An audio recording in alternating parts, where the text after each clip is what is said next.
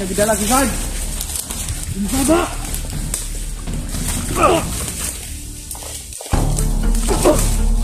Asa si Sarge? Asan yung gitala? Asan yung gitala?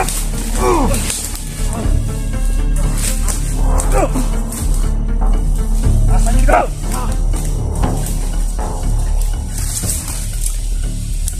Asan yung gitala si Sarge?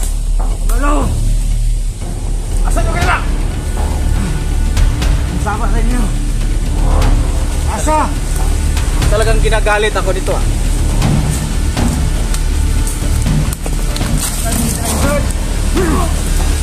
Asan yung gitala?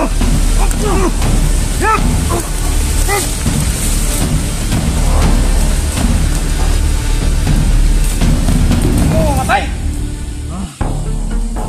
Alam ko ninyo. Ako na po ng ulo. Ha?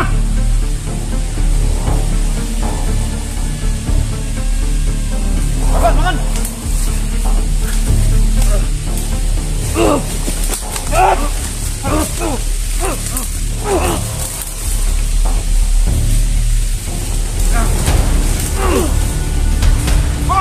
Tungkol! Asa si Sarge?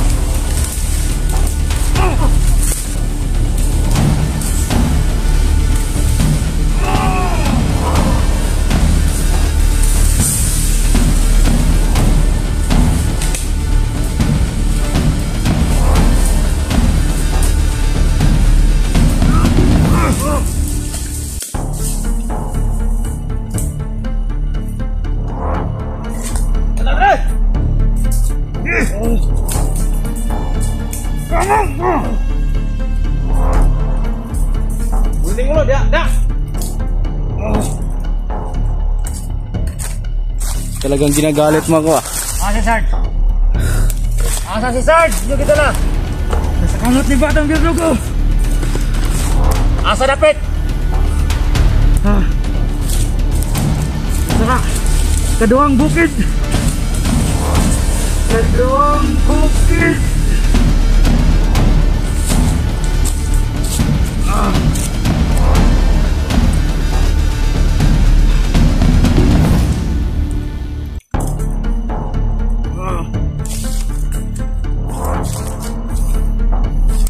Pulo pa ka ha?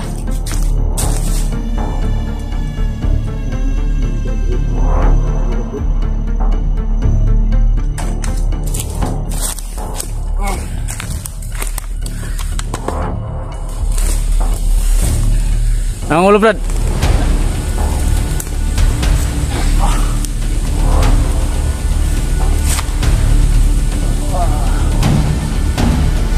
Yan na lang ko ninyo. Gulat. Tagaan ka na mo sa imong gipangayo.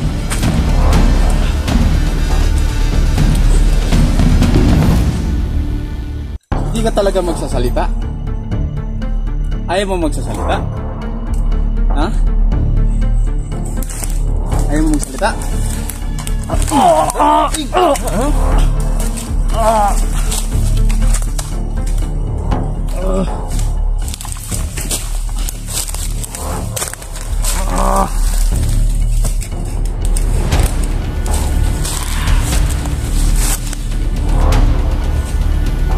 Batang Birdugo, tanawa ang among kabangis. Kung saan na mo ni pagpatay ni imuhang auhan. Oh!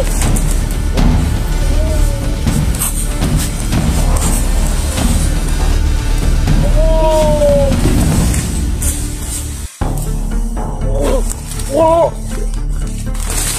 Whoa! Whoa! Tawa! Tawa! Whoa! Whoa!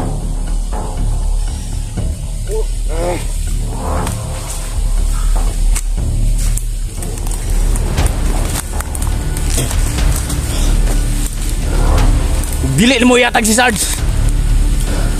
Hutdo na ko yung mga tauhan tanan. Oo nga, Batang Birdugo. Imong tauhan. Kung sa namo pagpatay. Dili na kay ikaw mo imang tas, Batang Birdugo. Una ako ang nagpadako si Moa. Mo nang dili pagkakapas kung unsa ko sa una. Wala pa nimo nakuha ang akong pagkaako. Kung dili mo yatag si Sarge, bisan pag gihimo tikang tinuod nga anak, ako ang mutapos sa imong kinabuhi.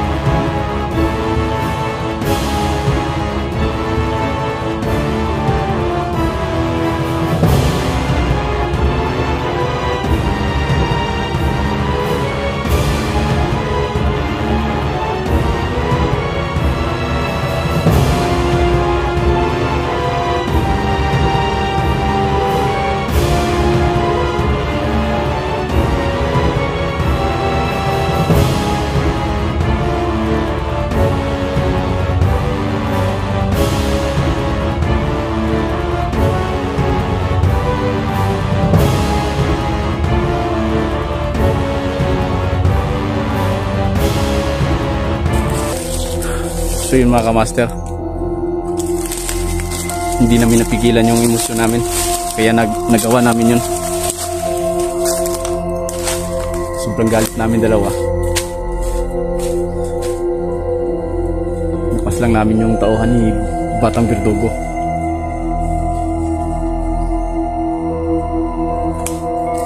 Hindi ko na sana pakita yung mga dati kong gawain, kaso parang napukaw yung katauhan ko. Sagdiin na! Sagdiin na ng pateng lawas dia. Kabalo ko pangitao na ni Batang Verdugo na. Pero dili tang palayo din yung pateng lawas nga atong gikuan.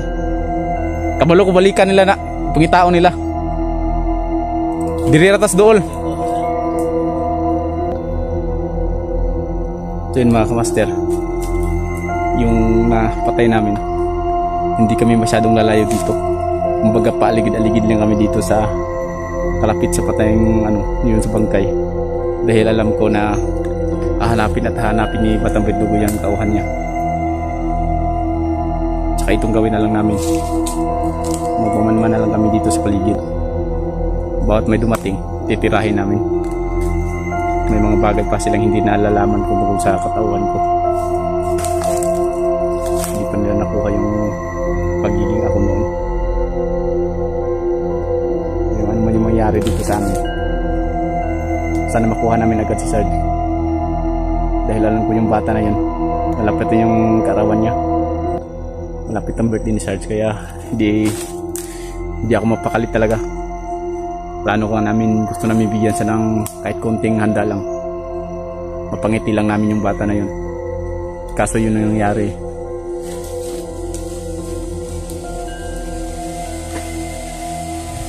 Dito kami sa sobrang malaking gubat.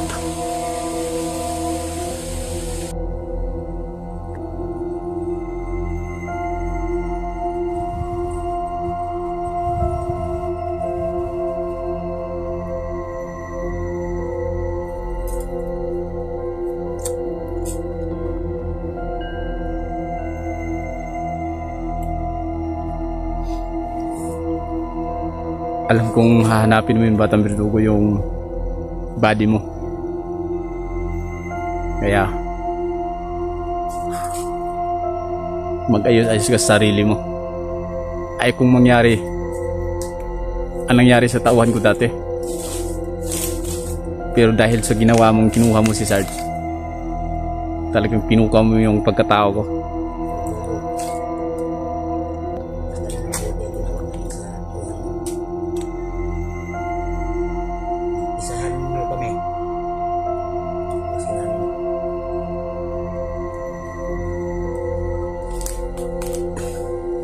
So move muna tayo, Brad, pero hindi tayo lalayo dito sa bangkay na yan.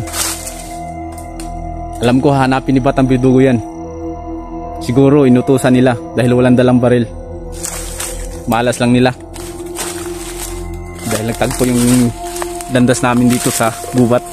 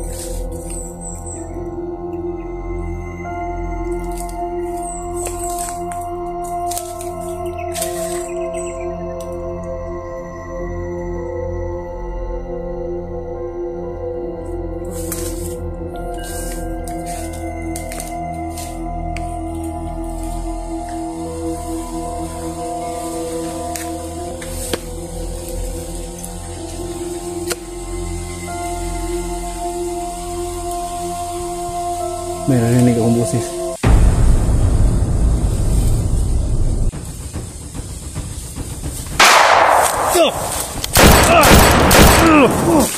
Huwag kayong tatakbo! Huwag pala kayo! Mga duwag kayo!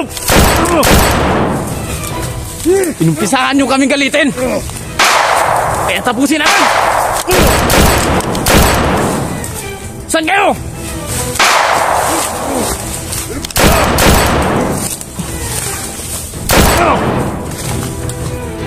Takbo mga duwag! Takbo!